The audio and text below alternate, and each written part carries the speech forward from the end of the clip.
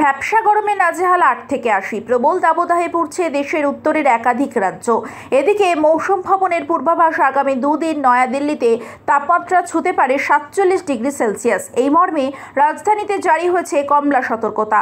এদিকে বঙ্গেও দাপট বেড়েছে গরমের। আজ শহরের তাপমাত্রা ছিল ৩৭ ডিগ্রি সেলসিয়াস, যা স্বাভাবিকের থেকে ৩.১ ডিগ্রি সেলসিয়াস বেশি।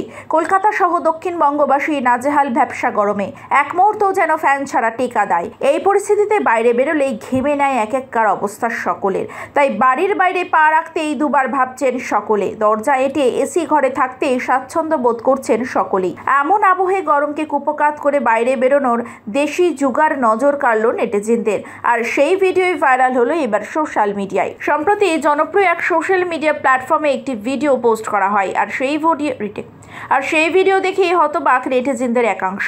ভিডিওতে দেখা যাচ্ছে এই গরমে বাইরে বেরোনোর জন্য বাইকেও লাগানো হয়েছে সিলিং ফ্যান। বাইকের সামনের দিকে একটি লোহার রড লাগানো হয়েছে এবং পেছনের দিকে একটি।